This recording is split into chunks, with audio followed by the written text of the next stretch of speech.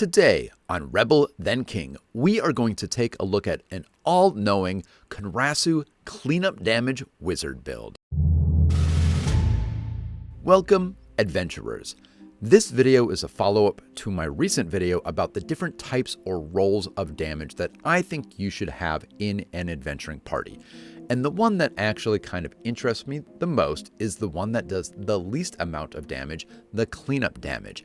This is almost guaranteed smaller amounts of damage that you want to use to take out an injured creature before it gets its turn or before it gets its next turn. And I am choosing a wizard to do this. Why wizard? Why Conrasu? Why the background? We'll go through all that now. Starting with why wizard. The main thing is I thought I want to use the School of Battle Magic and get the Force Bolt focus spell. This is essentially a one-action force barrage spell. Automatically hits, deals 1d4 plus 1 force damage to the target. So talking about cleanup, automatically hits, and it does force damage, which almost nothing resists. So this is a guaranteed 2 points of damage per combat. No, that's not a lot, but you know, at level 1, if your barbarian hits something, and then your swashbuckler hits it, and it's still alive, chances are 2 points of damage might be enough. And that's the purpose of this spell. The other reason for going wizard is I want to have a lot of cantrip options. This is going to be a kind of cantrip-focused build. First things first, as a wizard, you have your 5 cantrip slots, plus 1 from your curriculum, giving you 6 cantrip slots effectively in a day. I am also going with the Staff Nexus thesis here. There's my cat talking in the background. The Staff Nexus thesis is going to give me an extra cantrip in that staff, and I'm going to use Phase Bolt, sorry, hit the mic there, Phase Bolt in that staff, as well as Sure Strike, okay? Why Conrasu? Because they're so cool, and I want this to be an all-knowing, kind of mystical, astrologer is my background, kind of from the cosmos character. That's what we're going to do here, and mechanically, I'm going with the Right of Knowing Heritage. That gives us Call to Access. Once per day, when you are about to attempt a check to recall knowledge, you call upon the knowledge of access to ensure the accuracy of your information. You roll a second time and use the higher result. If you roll a critical failure, you get a failure instead. If you roll a success, you get a critical success instead. That is perfect for this all-knowing character kind of build. And then for the Ancestry feat, well, I went with Conrasu Lore because that is extra skill training in crafting and occultism. And then, of course, the Conrasu Lore itself.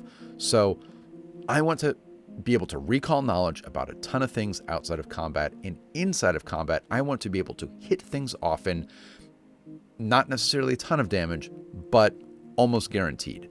And that is why I'm going with a lot of save-based cantrips, Electric Arc, Frostbite, Void Warp. I do have Phase Bolt, which is an attack cantrip, but remember, you get to ignore circumstance penalty, or you undo the circumstance bonus that the target has due to cover. Phase Bolt just goes straight through. And then Telekinetic Projectile is my curriculum spell. Nothing too fancy about that, but if I know that something has a weakness to one of the 3 physical damage types, you can target them all with Telekinetic Projectile. I also, remember I have Sure Strike in my staff, and that is a spell I'm going to prepare. I can combine that with something like Telekinetic Projectile to always hit. So what I would do with this character is a lot of weight in initiative, even if you do roll well. I do have a +2 wisdom here because I want to be good at a lot of recall knowledge, and I do kind of want to be able to dictate somewhat my initiative order. I don't need to be first. In fact, I don't want to be first. I want other people to soften an enemy up. Then I want to jump in at the right time to take that enemy out before it gets its first turn, or before, maybe it got a turn already, before it gets its second turn.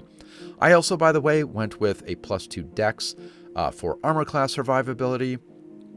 I am going to go with Mystic Armor too, because I want this to be a pretty battle tough kind of character, which is why I also went with a +2 con. I also just sort of like the round numbers of +4, +2, +2, +2. It's fun. So that is this character at level 1. Just a lot of jump in to initiative at the right time, hit that creature with a save-based spell like Frostbite, and if it is still alive, hit it with a Force Bolt to take it out. And now onto level 2, where wizard feats, honestly, are a little boring at times if you ask me. I'm just going to go with the cantrip expansion. We'll talk a tiny bit about that. But here's where things get good. The free archetype, I'm going with Psychic Dedication. This is about a character who knows everything that's going on. That's what psychics do. Psychics also specialize in cantrips, and if you remember, this is a cantrip heavy build. So this makes a lot of sense. For skill feat, I'm going with Arcane Sense.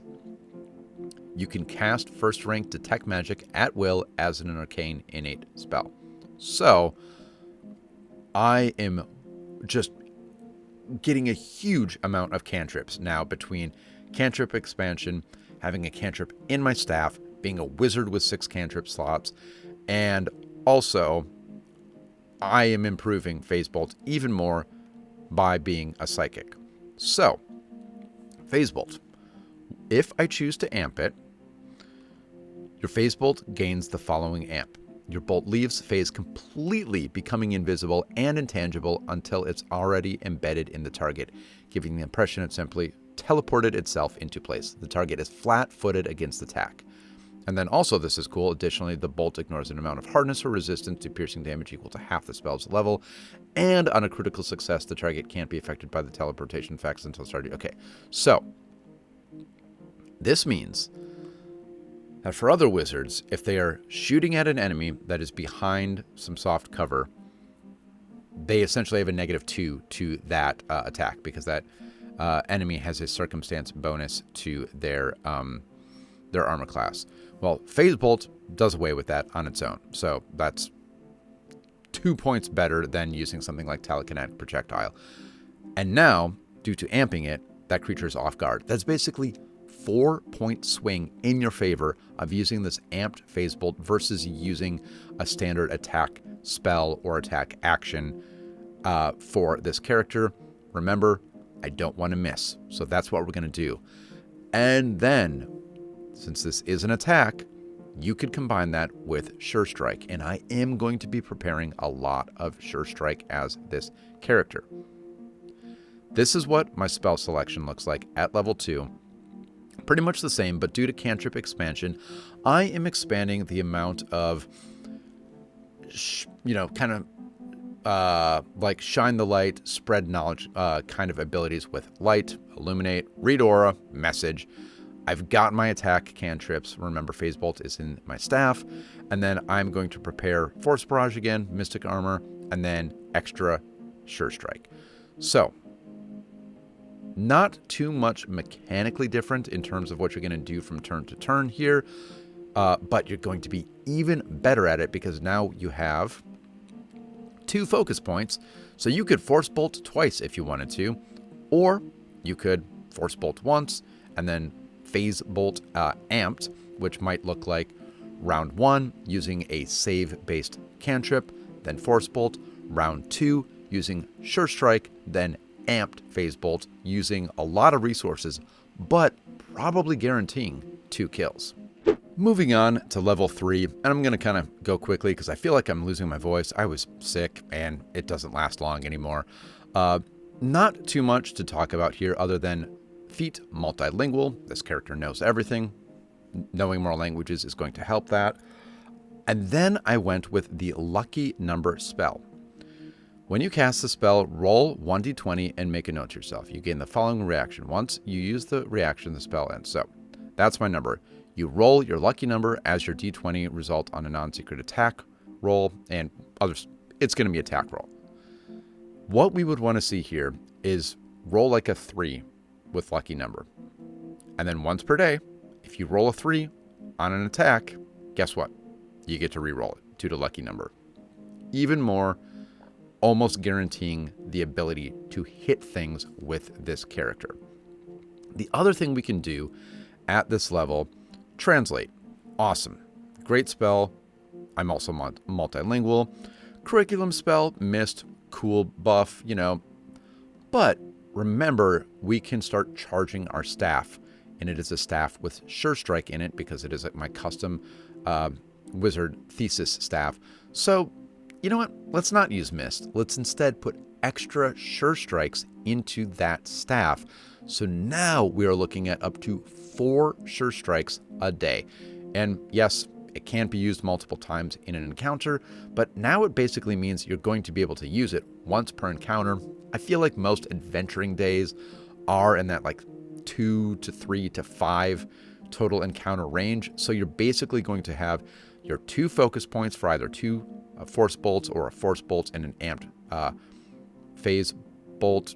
There are a lot of bolts here: force barrage, force bolts, phase bolts, and then a Sure Strike basically in every combat. You're gonna not miss, and it's gonna be great. On to level 4. We are going to continue to improve this character by going with linked focus. You have linked your bonded item to the well of energy that powers your school spells. Once per day, when you drain your bonded item to cast one of your arcane school spells, you also regain 1 focus point. So we've got our 2 focus points. We've got our bonded item. So you could do something like, well, when you cast a Sure Strike, you can then regain a focus point, which means in an encounter, you could use 3 focus points now, only once per day, because you're only going to use that drain bonded item once per day. But that would be a great thing to do. You might want to just take a turn where you go ahead and do a 1 action, or your focus spell, which is 1 action. Go ahead and use it on round 1, and then maybe on round 2 you go ahead and you use drain bonded item to cast Sure Strike again, and you regain a focus spell, and then with Sure Strike you use phase bolt or telekinetic projectile. Now on round 3 you would have 2 focus points still, right? Because you used 1 in round 1, you gained it back. So now you could do an amped phase bolt and your focus spell, a force bolt, in round 3. That is a good way to not miss. In addition to that, we're going to go with Psy Burst from our psychic archetype. It is once per round.